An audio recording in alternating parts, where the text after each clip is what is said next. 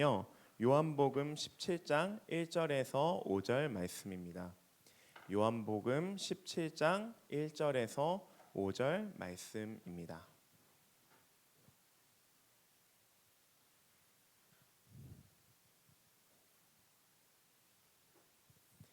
네, 다 찾으셨나요? 다 찾으셨으면 고개를 끄덕여 주시면 제가 알고 넘어가도록 하겠습니다. 네. 요한복음 17장 1절에서 5절 말씀입니다. 우리 교독해서 읽도록 하겠습니다. 제가 먼저 1절 읽겠습니다. 예수께서 이 말씀을 하시고 눈을 들어 하늘을 우러러 이르시되 아버지여 때가 이르렀사오니 아들을 영화롭게 하사 아들로 아버지를 영화롭게 하게 하옵소서. 아버지께서 아들에게 주신 모든 사람에게 영생을 주게 하시려고 만민을 다스리는 권세를 아들에게 주셨음이로소이다. 영생은 곧 유일하신 참 하나님과 그가 보내신 자 예수 그리스도를 아는 것이니이다. 아버지께서 내게 하라고 주신 일을 내가 이루어 아버지를 이 세상에서 영화롭게 하였사오니. 우리 함께 읽겠습니다. 아버지여, 창세전에 내가 아버지와 함께 가졌던 영화로서 지금도 아버지와 함께 나를 영화롭게 하옵소서. 아멘. 하나님의 말씀입니다.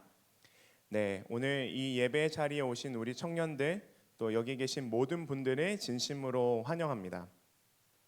우리 어제까지 가을 수련회 한참 갔다가 밤 11시에 도착해서 아마 교회에서 또 집을 가는 시간도 걸려서 다들 늦은 시간에 도착하셨을 텐데, 그럼에도 불구하고 오늘 예배 자리에 늦지 않고 잘 와주셔서 너무 기쁘고 또 감사드립니다. 우리 한번 얼굴들을 좀 볼까요? 네. 네. 우리 옆에 있는 분들에게 이렇게 인사했으면 좋겠습니다. 야, 속지 마. 이렇게 한번 인사할까요? 가까이 있으면 어깨도 한번 흔들어 주세요. 야, 속지 마. 자, 한번 해볼까요? 시작. 야, 속지 마. 야, 온강아, 속지 마. 무엇에 속지 말라고 말씀드리고 싶냐면, 우리가 어떤 피곤한 일이나 지쳐 있는 상황 속에서 내가 힘들구나를 계속 생각하다 보면요, 내가 원래 유지할 수 있는 컨디션보다도 더 낮은 상태에서 내 몸이 점점 힘들구나 안 힘든데도 힘든 것처럼 느껴질 때가 많아서요. 이 시간 여러분들, 우리가 몸은 고된 건 맞지만 그것에 계속 속고 넘어가지 않고 세임 주시는 하나님의 은혜를 기대하는 이 시간이 되기를 소망합니다. 네, 감사합니다. 전 이 정도 반응해도 이제 너무 감사해요. 왜냐면 이번에 이렇게 반응하기로 한 번 딱 약속해 주셨거든요. 그래도 까먹지 않고 해주셔서 너무너무 감사드립니다. 우리는요, 지난 2주간 그리고 가을 수련회 동안에 예수님께서 우리에게 가르쳐 주신 주기도에 대해서 배웠습니다. 맞나요? 네, 감사합니다. 사탕 안 드려도 되죠? 네, 오늘 본문은요, 예수님께서 우리에게 기도를 가르쳐 주셨는데, 그런 기도를 가르쳐 주신 그분은 하나님께 어떻게 기도하고 있을까? 예수님께서 하나님께 드린 기도에 대해서 살펴보는 시간이 되었으면 좋겠습니다. 여러분, 우리가요, 우리의 기도 생활을 보면 이 기도, 그리고 어떤 기도를 드리는지를 보면서요, 우리는 우리가 어떤 사람인지 알 수 있게 됩니다. 기도의 내용을 통해서 내가 하나님과 어떤 관계를 맺고 있는지, 그리고 내가 하나님을 얼마나 사랑하고 있는지, 그리고 나의 상황이 지금 어떤 상황에 있는지도 알게 됩니다. 어제 제가 우리 수련회 때 기도 카드를 작성하고 그걸 다 모아서 어제 자기 전에 쭉 읽어보면서, 지금 이 친구는 이러한 마음의 상태에 있구나, 또 이 친구는 하나님을 이렇게 생각하는구나가 조금씩 느껴지기도 했습니다. 어떤 친구는 자신이 적은 기도 제목에 하나님께서 이 기도를 들으신다면 어떻게 반응하실까라고 물은 질문에 스스로를 막 혼내는 친구도 있었어요. 야, 정신 차려. 와, 정신 차려. 이렇게 살면 안 되지. 뭐 이렇게 적은 친구도 있고, 하나님이 정말로 이런 마음으로 얘기하셨을 거야. 스스로를 이렇게 다독여 주시는 분들도 있었습니다. 그래서 잭 밀러라는 목사님은 이렇게 얘기하기도 하셨습니다. 누군가의 기도를 잘 들어보기만 해도 그가 하나님과 어떤 관계를 맺고 있는지에 관한 정보를 알 수 있다라고 이야기를 하셨습니다. 그러니까 오늘 기도할 때 옆 사람이 기도하는 내용을 들으면 된다, 안 된다? 네, 안 되죠. 막 귀 기울여서 저 친구는 지금 하나님과 이런 관계를 맺고 있구나 이렇게 집중하시지 말고 여러분 개개인이 하나님과 어떤 관계를 맺어 나가는지에 집중하는 시간이 되기를 바랍니다. 오늘 성경 말씀은요. 예수님께서 성경 전체에서 특히 신약 성경에서 기도하신 순간들이 많이 있지만 그 중에서도 가장 긴 기도문이 나온 곳이 바로 오늘 본문인 요한복음 17장 말씀입니다. 왜냐하면 이 기도문은요 17장 전체가 기도문입니다. 그래서 우리가 약 2주에 걸쳐서 예수님께서 어떤 기도를 하셨는지에 대해서 우리가 함께 살펴볼 텐데 혹시 시간이 되시고 여유가 되시는 분들은 이 17장 오늘 본문뿐만 아니라 처음부터 끝까지 쭉 읽어나가 보시기를 권해드립니다. 오늘 우리가 예수님의 기도를 살펴볼 때요 이렇게 반응하셨으면 좋겠어요. 제가 부탁드리고 싶은 건 나 기도 안 하는데 저거 들었을 때 뭐 효과가 있나? 뭐 소용이 있나? 나를 왜 이렇게 판단하는 말을 하지? 이런 마음을 조금 옆에 치워두시고 어느 누구도 판단하지 않거든요. 제가 그 랩으로도 말씀드렸잖아요. 하나님께서 판단하지 않으신다고 그런 마음으로 솔직하게 마음을 열고 반응해 주셨으면 좋겠습니다. 첫 번째 질문입니다. 예수님은 왜 기도를 하셨을까? 본문 1절에 보면요. 이런 단어가 나옵니다. 때가 이르렀사오니라는 내용이 나옵니다. 이 말은요. 이제 어떤 때가 왔다는 건데요. 이 때를 무엇을 이야기하냐면 이 땅에서의 예수님의 사역이 하나님의 부르심과 사명이 이제 마무리되어 가는 시기에 왔다라는 것을 의미합니다. 그분의 삶이 또 그분의 사명이 그분의 소명이 이제 끝에 왔다라는 것을 의미합니다. 어떤 정해진 때가 되었고 그 정해진 때에 예수님께서 무엇을 하시냐면요. 다른 걸 하시는 게 아니라 때가 이뤘을 때 기도를 하신다라고 나와 있습니다. 여러분 저 한번 봐주실래요? 우리가 이 부분에 대해서 한번 그러니까 그냥 넘어가지 말고 한번 잘 생각해 봤으면 좋겠습니다. 정해진 때가 딱 됐습니다. 뭔가 이미 예견되어 있고 이미 알고 있던 때가요. 그 날이 온 겁니다. 근데 그때가 딱 왔을 때 예수님은 어떻게 행동하셨냐면요. 기도하셨습니다. 근데 여기서 우리가 알 수 있는 게 무엇이냐면 예수님이 기도하시는 이유와 우리가 기도하는 이유가 다르다는 것을 알 수 있습니다. 먼저 우리는 언제 기도하나요? 혹시 여러분들은 언제 하나님께 기도를 드리시나요? 아마 이럴 때이지 않을까 싶습니다. 무슨 일이 이게 지금 내가 처해 있는 때가 어떤 때인지 잘 모르겠다. 혹은 어떤 일을 하려는데 의심이 들고 이거 해도 될까? 확신이 들지 않을 때 우리는 기도를 합니다.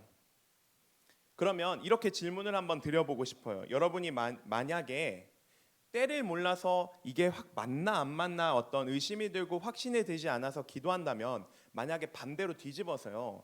우리가 하나님의 때를 알게 된다면 우리는 기도를 할까요? 안 할까요? 저는 안 할 거라고 생각을 했습니다. 왜냐하면 이렇게 생각하지 않을까 싶어요.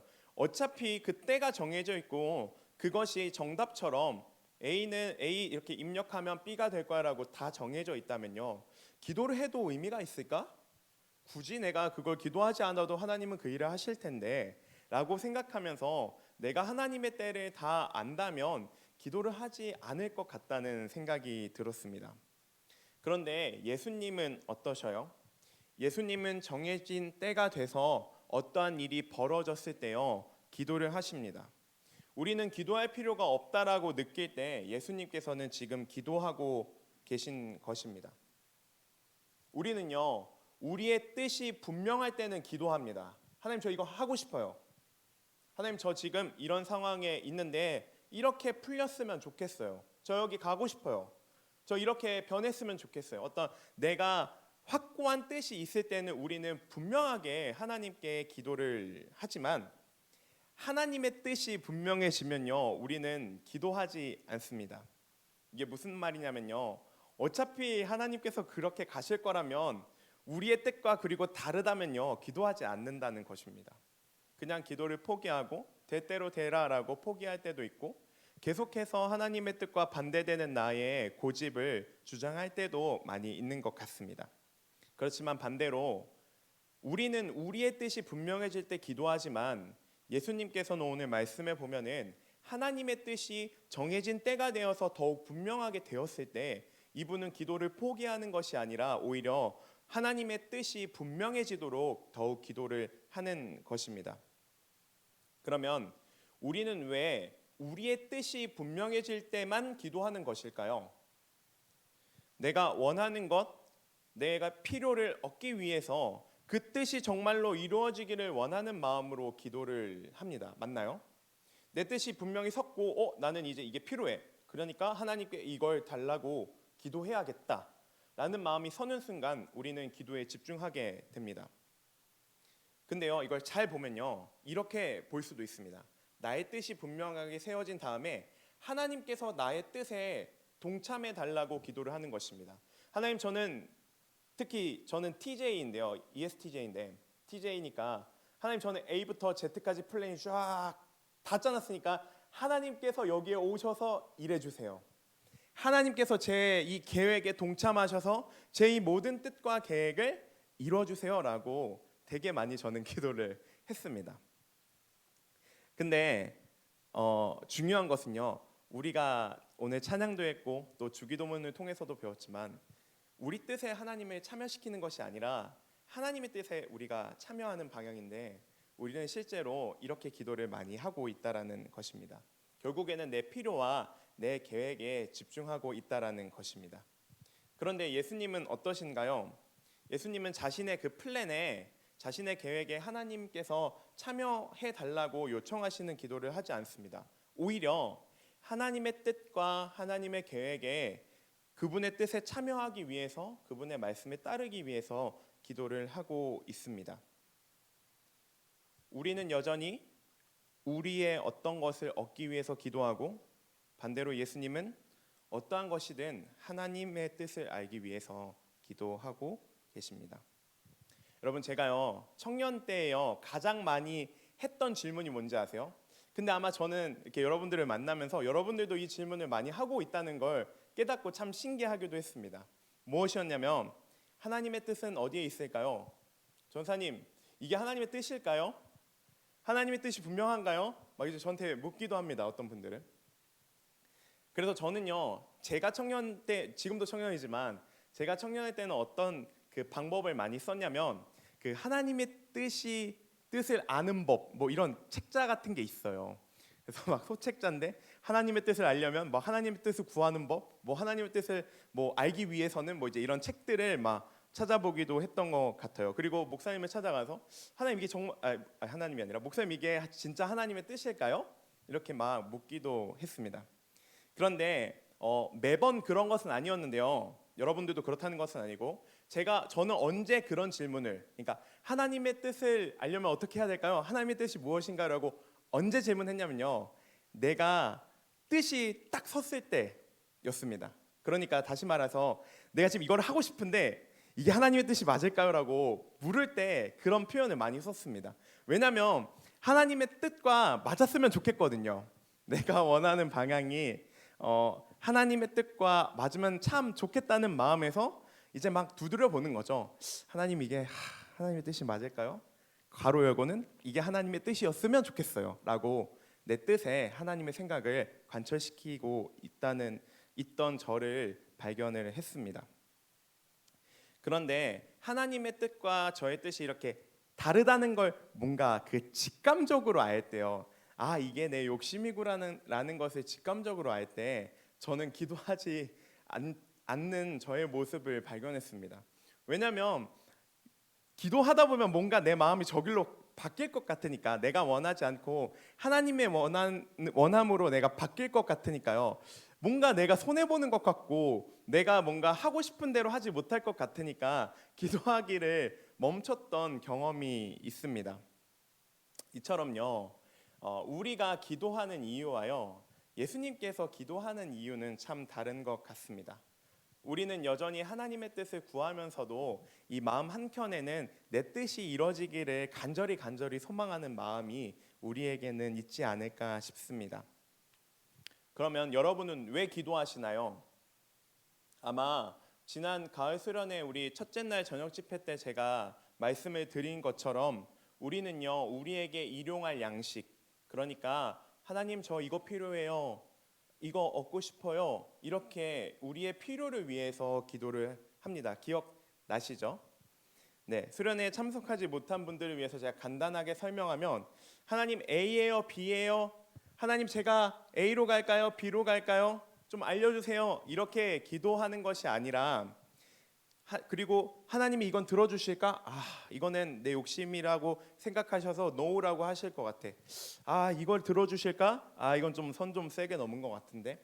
이런 판단을 하고 있을 게 아니라 그저 어린아이와 같이 무엇이든 우리의 필요를 아시고 그 필요를 채우시기를 원하는 아버지께 무엇이든 이야기하라고 우리가 함께 나눴던 것 같아요. 맞나요? 네. 근데 우리가 이처럼 그 기도를 배우고 있고 시작하는 단계에서는요, 이렇게 어린아이와 같이 모든 것을 털어놓고 나의 필요를 이야기하는 것이 정말로 맞습니다. 그렇게 시작하시기를 저는 강력하게 권고드립니다. 그러나 우리가 점점 이제 신앙이 성숙해지고 또 우리가 예수님을 믿어온 시간들이 점점 쌓여간다면요, 이제는 우리가 방향을 그저 우리의 필요를 다 솔직하게 이야기하던 그 출발선에서 어디까지 가야 하냐면, 오늘 예수님께서 하나님께 드렸던 기도의 그 방향까지 우리가 점진적으로 계속해서 가야 한다라고 이야기를 드리고 싶습니다.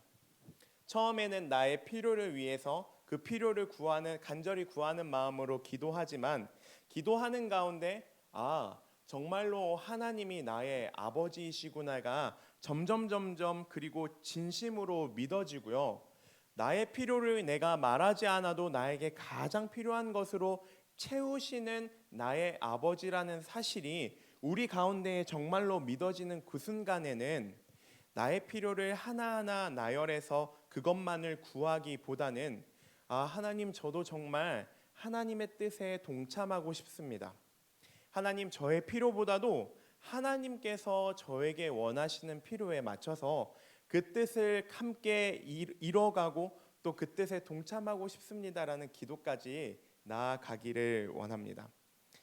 근데 가끔 이런 경우도 있어요, 여러분. 이제 막 기도를 시작했어요. 그리고 이제 우리를 필요를 구하고 막 이렇게 믿음 생활을 하는 가운데 이제 정말로 이제 그런 응답도 우리가 경험하게 되는 거죠. 내가 기도했더니 하나님께서 들어주시는구나, 하나님께서 채우시는구나, 하나님께서 나의 기도를 정말로 듣고 계시구나를 이렇게 느끼게 되는 거죠.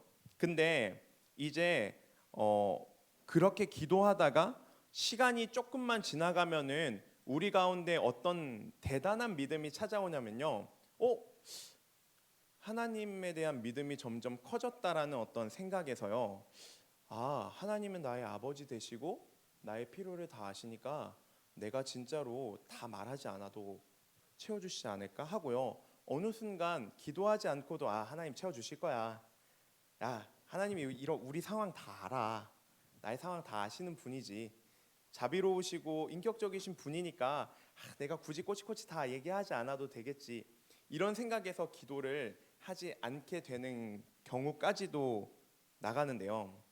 여기서 문제는 뭐냐면요, 뭔가 마치 눈에 보기에는 대단한 믿음처럼 그거 기도 안 해도 하나님이 해결해 주셔, 이렇게 얘기하는 말과 실제로 내 안에 자리 잡고 있는 믿음이 참 다른 경우가 많이 있다는 것입니다. 그래서요, 이제 막 기도를 시작하는 분이라면 우리가 함께 나눴던 것처럼 하나님께 솔직하게 기도를 하셨으면 좋겠고, 그게 아니라 내가 그 정도 초급자의 레벨은 이제 지나온 것 같다라는 생각이 든다면요, 이제는 나의 필요를 이야기함과 동시에 그렇지만 나의 필요도 이야기하지만 그것보다도 더 우선되고 더 소중한 하나님의 뜻을 위해서 기도하는 우리 모두가 되었으면 좋겠습니다. 두 번째는요, 예수님은 무엇을 위해서 기도하셨을까요? 본문 1절을 제가 한번 읽어보도록 하겠습니다. 예수께서 이 말씀을 하시고 눈을 들어 하늘을 우러러 이르시되 아버지여 때가 이르렀사오니 아들을 영화롭게 하사 아들로 아버지를 영화롭게 하게 하옵소서. 여기 기도 내용의 핵심이 무엇이냐면요, 아들을 영화롭게 하사 아들로 아버지를 영화롭게 해달라는 것입니다. 혹시 이 기도가, 이 말씀이 이해가 되시나요, 여러분? 여기서 예수님께서 누구를 영화롭게 해달라고 하나요?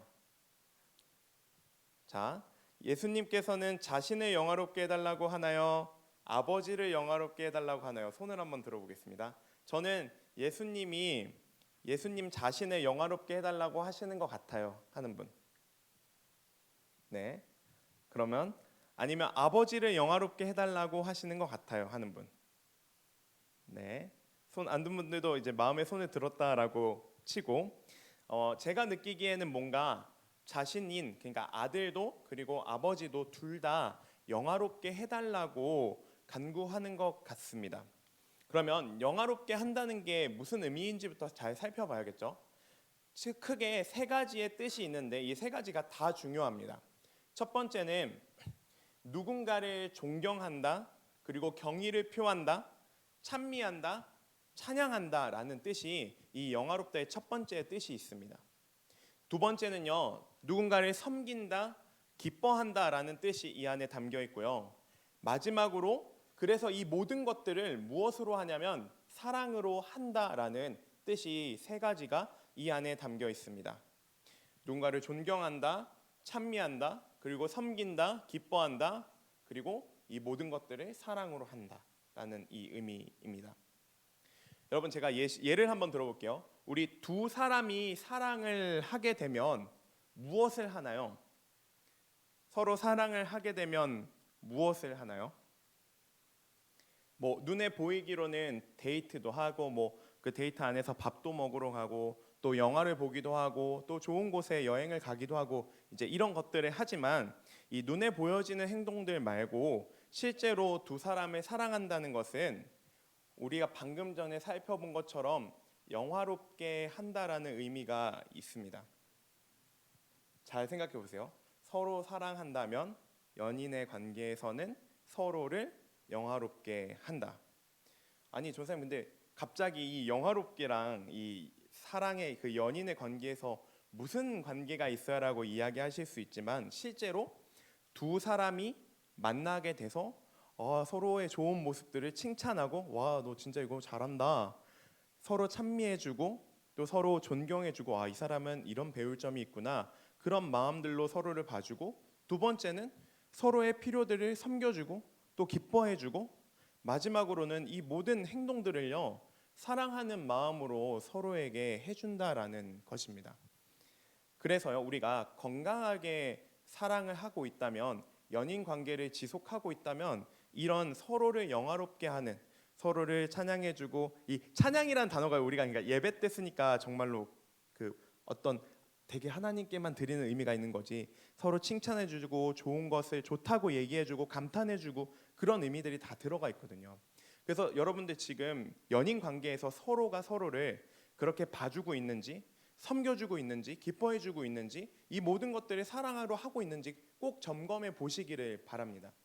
만약에 아마 이러한 서로를 영화롭게 하는 것이 없다면요, 아마 연인 사이에서도 많은 어려움이 있지 않을까라는 생각이 듭니다.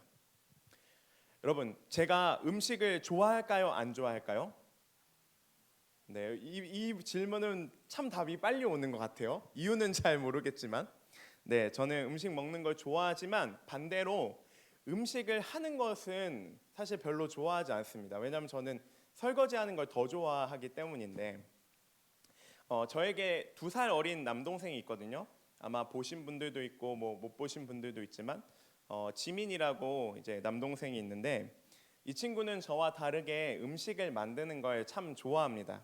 그래서 이제 둘 다 쉬는 날이 이렇게 겹치는 시간이 많지는 않은데 지민이는 오전부터 밤까지 이제 일을 하거든요. 음식점에서 일을 하는데 그러다 보니까 뭔가 이제 같이 시간이 맞는 날에 뭔가 이제 제가 먹고 싶을 때 일단은 지민이한테 이제 얘기를 하는 거죠. 막 꼬시는 거죠. 야, 형 이게 먹고 싶은데 그때 너가 해준 이 음식이 진짜 너무 맛있었어. 이러면서 막 이렇게 막 찬양도 하고 찬미도 하고 이러면서 막 꼬시면 처음에는 귀찮아 형, 형이 그냥 해 먹어 막 이러다가도 막 기분이 풀려가지고 막 요리를 해줍니다. 그럼 저는 되게 기분 좋게 설거지를 해요. 왜냐면 그 여러분 잘 아시는지 모르겠지만 설거지 할 때 그 질서를 내 안에 질서를 만드는 게 굉장히 재밌거든요. 이해를 하실지는 모르겠지만 어쨌든 그런 의미에서 근데 제가 이런 저도요 음식을 만들고 싶을 때가 있는데 언제냐면 내가 너무너무 좋아하고 사랑하는 누군가를 위해서 기꺼이 그 친구를 섬기고 싶을 그때 막 뭔가 뭐라도 해주고 싶은데 돈은 없고 또 뭔가 그 정성이 좀 들어갔으면 좋겠고 막 이제 그런 걸 하고 싶을 때 저는 음식을 만드는데 제가 그래서 대학생 때 연애할 때 참 음식을 많이 해줬던 것 같아요. 그 중에서 가장 기억나는 건 오늘도 사진이 있나 한번 찾아봤는데 사진은 없었는데 그 단호박 아세요, 여러분? 혹시 만들어 보신 적이 있는지도 모르겠지만 단호박에 안에를 다 파낸 다음에요. 그 안에다가 이제 그 떡볶이를 넣어가지고 마지막에 이렇게 컷해가지고 약간 이렇게 벌어져가지고 단호박이랑 같이 먹는 떡볶이를 제가 한 10년 전쯤에 요리도 못하는 제가 열심히 만들어가지고 선물했던 적이 있습니다. 물론 저희 어머니는 이런 모습을 보고 제가 미쳤다고 아들내미 키워봤자 하나도 소용없다고 집에서는 요리 한 번을 안 하고 어떻게 맨날 지 여자친구한테만 가가지고 해주냐고 이제 이런 핀잔을 듣기도 했는데 반대로 저희 어머니는 저를 핀잔하셨지만 그때 당시에 교제하고 있던 그분은 어떻게 저를 영화롭게 해줬냐면요. 일단 집에 가가지고 광민이가 이걸 만들었대 한번 먹어봐 이러면서 막 어머니 아버지께 저를 막 칭찬하기도 하고 너무 맛있다 얘는 이런 요리 실력도 있었네 하면서 막 그분의 어머니도 칭찬을 해주시기도 하고 그리고 뭔가 더 이렇게 그런 말을 저에게도 해주면 저는 그 말을 듣고 또 기분이 좋아가지고 더 섬겨주고 싶고 그래서 사진을 이제 하나 찾긴 했었는데 샌드위치 같은 걸 제가 만들었더라고요. 그래서 막 계속 갖다가 이제 하는 거죠. 근데 뭔가 그게 내가 그거 해줄 때마다 막 돈을 얼마씩 받고 막 제가 그거 해줄 때마다 무언가 바뀌어서 그런 게 아니라 그렇게 오는 반응들이 그분이 이제 저를 영화롭게 해주는 그 반응들이 저도 좋아서 계속해서 상호간에 그런 마음들이 생기는 것입니다. 여러분 이번 수련회 때는 어떠셨나요? 우리가 수련회 장소에 갔는데 주방은 있지만 식당은 없었거든요. 그러니까 우리에게 밥을 해주시는 분이 없었어요. 그래서 임원들이 수련회 가기 전날에 이제 장을 보고 또 이제 4층 식당에 가가지고 막 볶고 지지고 뭐 썰고 막 그러면서 막 간이 맞네 안 맞네 뭐 간장을 더 넣네 맞네 막 이러면서도 음식을 만들었거든요. 근데 그때 저는 그런 모습들을 보면서 정말로 누군가를 영화롭게 한다는 게 이런 마음인가라는 생각을 했습니다. 근데 혹자는 이렇게 보일 수도 있을 것 같아요. 전생 근데 그거는 사역이지 않나요? 당연히 그 친구들이 해야 하는 역할이니까 한 거 아닐까요? 전사님이 뭔가 이렇게 콩깍지가 씌어서 그렇게 말씀하시는 거 아닐까라고 할 수도 있지만 여러분 정말로 그걸 사역적으로 했다면 그냥 다른 밥을 뭐 시켜줬을 수도 있고 굳이 에너지를 안 들일 방법들은 상당히 많거든요. 근데 수련회에 함께할 우리 청년함들을 생각하면서 막 준비를 하고 또 여러분들이 어제 이제 그 아침 묵상하러 나갔을 때 우리 집사님이랑 또 하전사님이랑 같이 만두를 막 집사님은 이렇게 중화 만두처럼 막 기름을 막 펄펄 끓고 끓이고 튀기고 막 이제 그렇게 했거든요. 근데 그런 모습들을 보면서 오늘 영화롭다라고 표현하신 걸 조금이나마 빗대서 얘기할 수 있지 않을까라는 생각을 했습니다. 여러분 이처럼요 우리가 이 서로를 영화롭게 한다라는 것은요 연인 사이에서도 좀 많이 보이기도 하지만요 꼭 연인 사이가 아니더라도 우리의 그 일반적인 관계에서도 서로 사랑하고 아껴주는 마음이 있다면 정말로 서로를 영화롭게 한다라는 것입니다. 그래서 마지막에 제가 말씀드린 것처럼 이 모든 것을 사랑으로 이 서로를 영화롭게 하기 때문에 표현이 조금은 거창할 수도 있어요. 일반적이지 않을 수도 있지만 이런 서로의 모습에 서로를 막 아껴주고 영화롭게 해주는 이런 모습에 그런 서로의 영광에 서로가 압도당한다는 것입니다. 전사님 무슨 뭐 사람한테 뭐 사람의 영광에 압도당해요라고 얘기할 수 있지만 그래서 제가 조금 거창하게 표현했다고 했지만 그런 모습에서요 와 정말로 참 아름답다, 참 선하다, 참 대단하다 이렇게까지 마음을 써준다고 이런 찬미가 그 사람의 영광에 압도당해서 그런 말을 할 수밖에 없는 상태라는 것이죠. 영광에 압도되면요 영광이도 있지만 압도되면 어떤 반응이 나오냐면요 그 사람으로부터 영향을 많이 받게 돼요. 그 사람을 따라하게 되고 뭔가 그 사람과 더 가까이 지내고 싶고 뭔가 더 배우고 싶고 그만큼 그 사람으로부터 받는 영향력이 더욱더 커진다는 것입니다.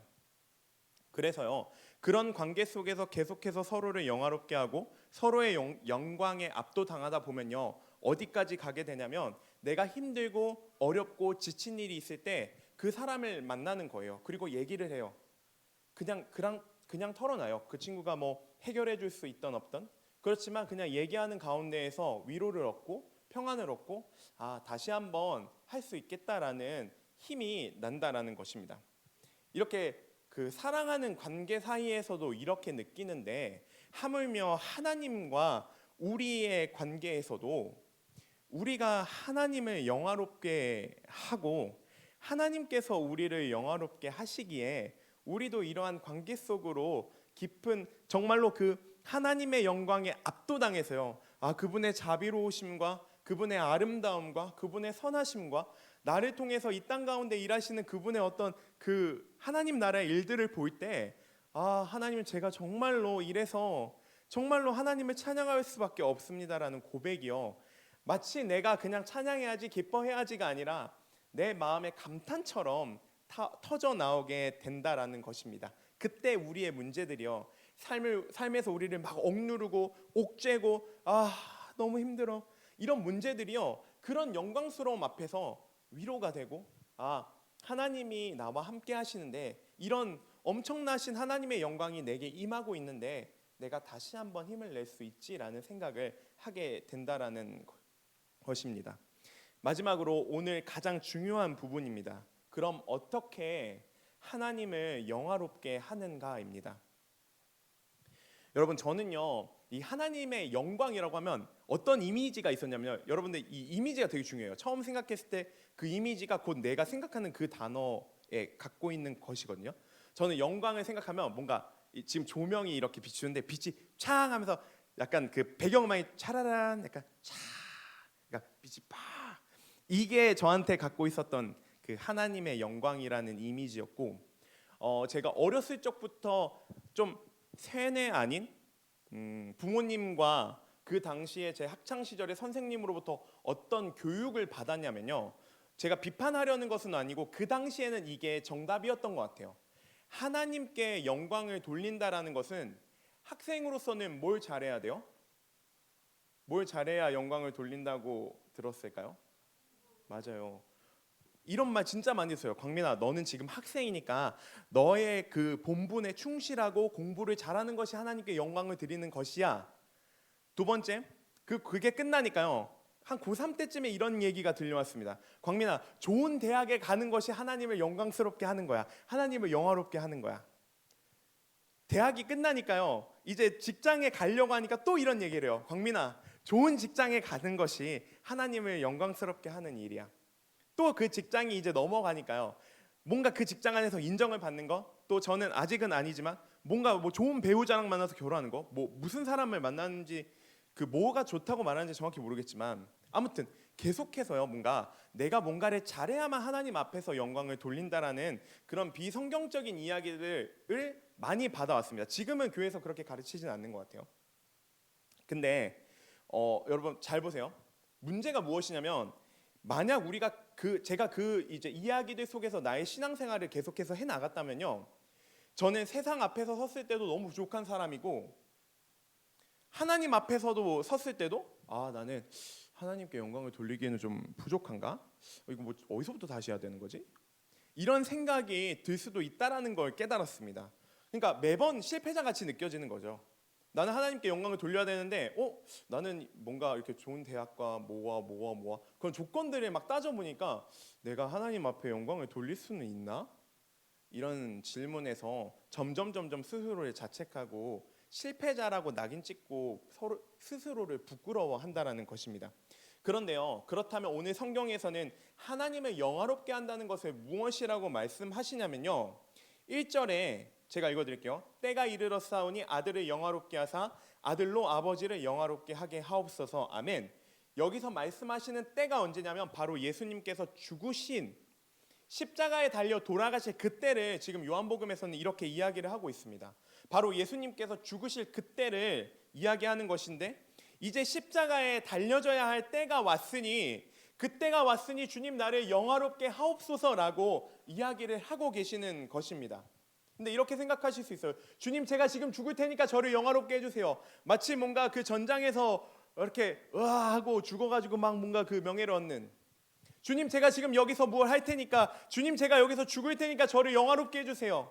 그런 의미가 아니라요, 예수님은요 이렇게 고백하시는 겁니다. 하나님, 주님, 그때가 왔습니다. 십자가라는 그 죽음의 자리가 왔는데 저는 그 자리에서 하나님을 영화롭게 하기를 원합니다. 이렇게 이야기를 하는 것입니다.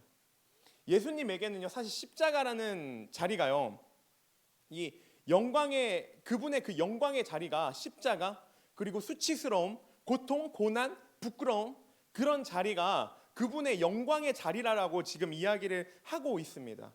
그런 낮고 참 비참하고 별 볼 일 없는 그 자리가요, 아버지 하나님께서 영광 받으시는 자리라고 지금 우리에게 말씀하고 계시다는 겁니다. 그러니까 제가 앞서 말한 것과 뭔가 항상 잘 나가야 되고 좋은 곳에 가야만 영광 받으실 거라는 그러한 얘기랑은 전혀 딴판인 지금 이야기를 성경에서는 하고 있다라는 것이죠. 우리는 마치 이렇게 생각합니다. 우리가 높아질 때 하나님도 높아지고, 우리가 잘 나갈 때 하나님도 잘 나가시고, 근데 그럴 때 하나님께서 영광 받으신다고 생각했지만 예수님께서는 오늘 말씀을 통해서 뭐라고 얘기하고 계시냐면, 예수님은 자신의 영광을 버리는 것이 결국은 하나님께 영광이 된다라고 이야기를 하시는 것입니다. 예수님께서는요 자신의 죽음을 그렇게 막 엄청나게 소중한 것으로 생각하시기보다 다른 사람을 위해서 자신이 죽는 것, 다른 사람의 생명을 위해서 자기가 마땅히 받아야 하는 영광을 버리는 것, 그것이 나를 영화롭게 해달라는 그분의 기도의 핵심이라는 것입니다. 자기의 영광을 버리고 자기의 생명을 버리고 자신의 기쁨을 다른 사람을 위해서 버릴 때에 하나님께 영광이 됩니다. 내려가는 것 같은데 올라간다라는 것입니다. 오늘 말씀과 이어지는 말씀이 요한복음 12장 23절에서 25절 말씀입니다. 제가 읽어드릴게요. 23절에 이렇게 나와 있습니다. 예수께서 대답하여 이르시되 인자가 영광을 얻을 때가 왔도다.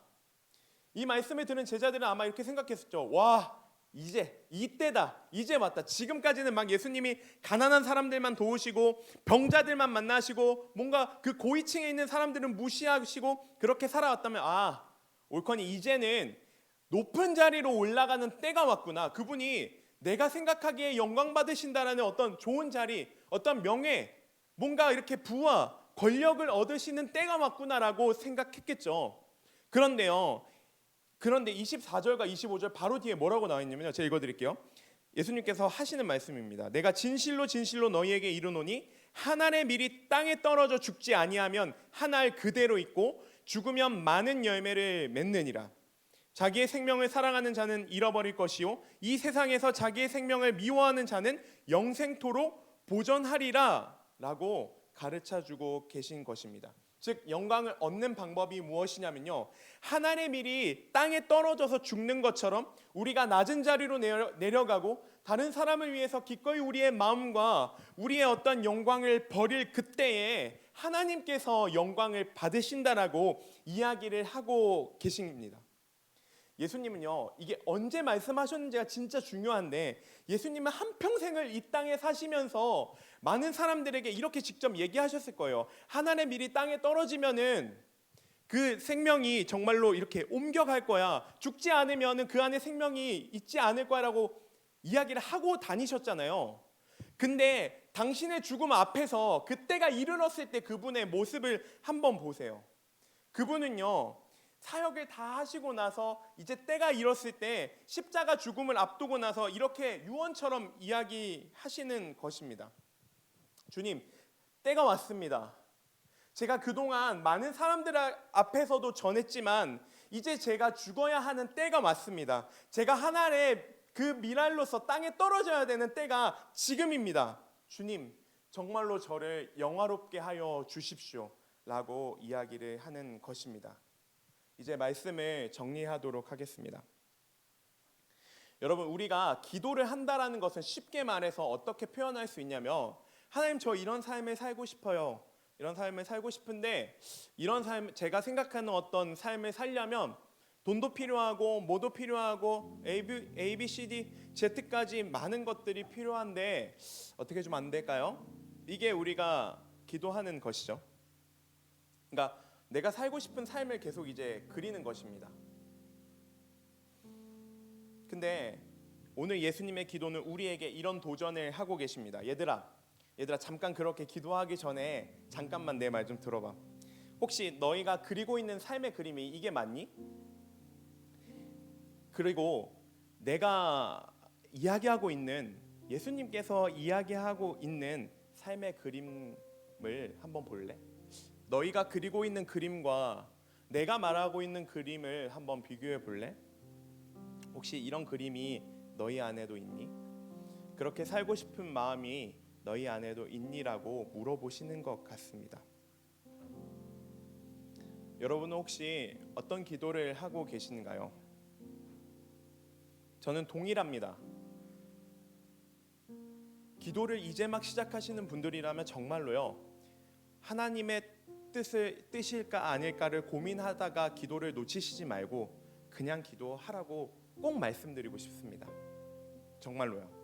그런데 좀 그 단계를 넘어서서 이제는 하나님 앞에 제 이야기를 조금 하실 수 있는 분들이라면, 나의 필요가 뭔지 정확히 알고 그래도 이제는 좀 얘기할 수 있어요 라고 생각이 드시는 분들이 있다면요, 이제는 예수님의 기도처럼 하나님을 영화롭게 하는 기도를, 그리고 나를 영화롭게 하는 그 이유가 하나님을 위한 그 영화로움임을 놓고 기도하는 우리 모두가 되었으면 좋겠습니다. 주님, 때가 왔으니 나를 영화롭게 하시고 나로 하여금 하나님을 영화롭게 하옵소서라는 이 기도가 오늘 여기 계신 그리고 저와 여러분들의 모든 기도가 되기를 예수님의 이름으로 기도드립니다. 우리 이 시간 함께 찬양했으면 좋겠습니다. 우리 함께 찬양할 곡은 낮은 곳으로라는 찬양입니다. 우리가 우리의 필요만을 위해서, 우리의 인생만을 위해서 사는 것이 아니라 예수님께서 가르쳐 주신 그 기도대로 하나님을 영화롭게 하고 하나님께서 우리에게 말씀하신 그리고 허락하신 대명령인 내 이웃을 사랑하는 데까지도 나아갔으면 좋겠습니다. 근데 아마 세상은 계속 이런 메시지를 던질 것입니다. 야, 지금 너가 다른 사람 생각할 때야, 너 지금 너만 생각해도 바빠, 너만 생각해도 부족하다고. 그래서 우리는 혼란스럽습니다. 도대체 뭐 해야 되는 거야? 근데 우리는요, 말씀에 따라가는 그리스도인들이잖아요. 예수님의 가르침을 정말로 그의 삶의 나의 표본과 나의 가치로 삼고 살아가는 자들이잖아요. 그렇다면 세상의 메시지가 아무리 유혹되고 흔들릴지라도 우리가 이제 기도하는 거죠. 시험에 들게 하지 마옵시고 악에서 구하옵소서. 그리고 하나님 나라를 위해서 예수님께서 가르쳐 주신 그 기도대로 살아가는 우리 모두가 되기를 바랍니다.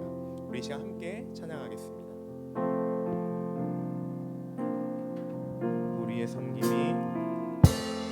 우리의 섬김이 더 낮은 곳으로, 우리의 고백이 더 낮은 곳으로 쓰러져 있는 그들을 향해 당신이 그를 더 낮은 곳으로. 우리 다시 한번 찬양합니다. 우리의 섬김이 우리의 섬김이 더 낮은 곳으로,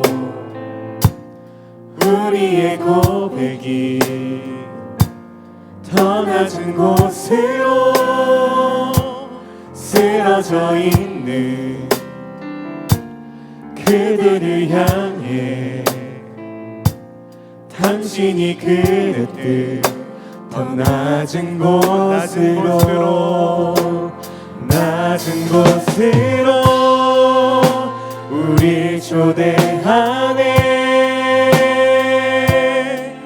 함께 하자고 말씀하시네. 우리도 예수 그 길을 따라 함께 가길 원. 우리 다시 한번 찬양합니다. 낮은 곳으로, 낮은 곳으로 우리 초대하네. 함께 하자고 말씀하시네. 우리도 예수 그 길을 따라 함께 가길 원하네. 아멘. 우리 시간 함께 기도했으면 좋겠습니다. 우리 이 시간 각자의 마음을 그대로 쏟아냈으면 좋겠습니다. 오늘 말씀에 함께 반응하시길 원하는 분들은 그렇게 반응해 주시기 바랍니다. 그런데 아직 저는 좀 더 하나님께 그냥 기도하는 것 자체도 너무 어려워서 그저 저의 안에 있는 이야기부터 하고 싶어요 하시는 분들은요, 그렇게 하셔도 됩니다. 하나님이 판단하지 않으십니다. 너 왜 아직 레벨이 그것밖에 안 돼? 라고 얘기하시지 않습니다.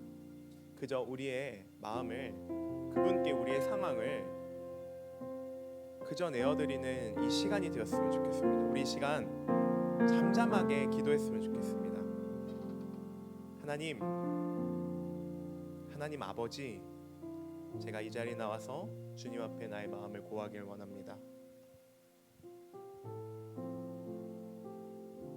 아버지의 이름을 거룩하게 하길 원하며 나의 필요와 간구를 구하길 원하며 더 나아가 예수님이 하셨던 기도의 방향대로 나를 영화롭게 하사 나로 하여금 하나님 아버지를 영화롭게 하옵소서라는 기도까지 나아가길 원하오니 우리 시간 잠잠히 우리의 기도를, 우리의 마음을 아버지께 올려드리기 원합니다. 기도하겠습니다. 하나님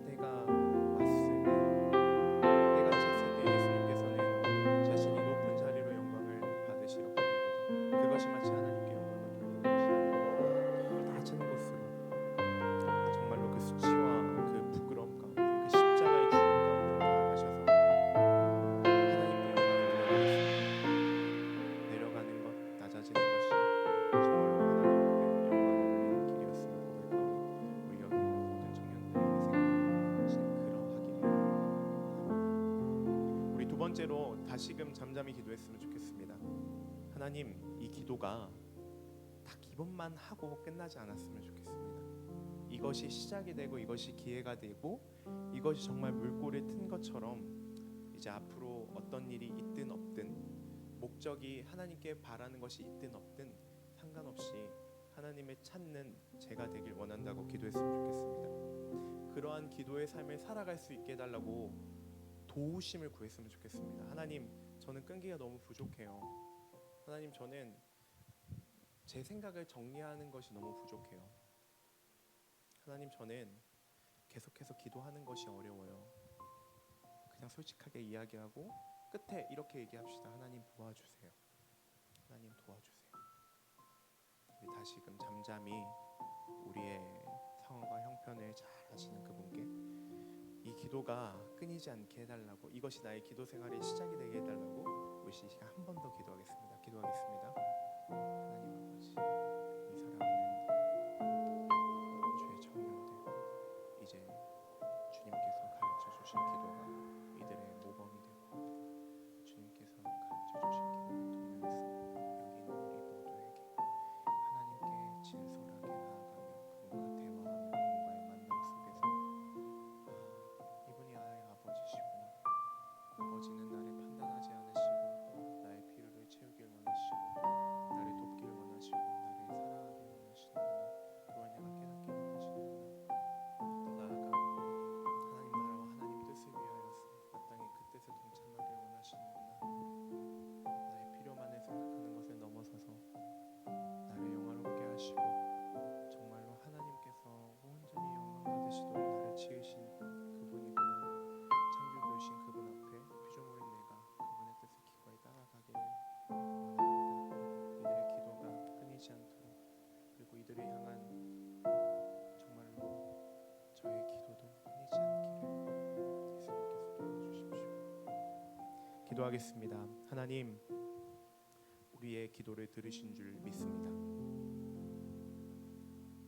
아마 이 시작이 정말로 그 끝에 갔을 때에는 정말로 이루 말할 수 없는 하나님의 사랑을 깊이 경험하는 우리 모두가 될 것이라 확신합니다. 그러나 그 길로 가는 여정이, 기도를 점점 하나님 앞에 드리는 과정이 지금 당장은 아무 소리도 들리지 않고 의심이 있고 하나님께서 들으실까? 난 그냥 허공에 외치고 있는 거 아닌가? 라는 생각이 들 수도 있지만 그 시간들을 우리가 견디며 싸우길 원합니다.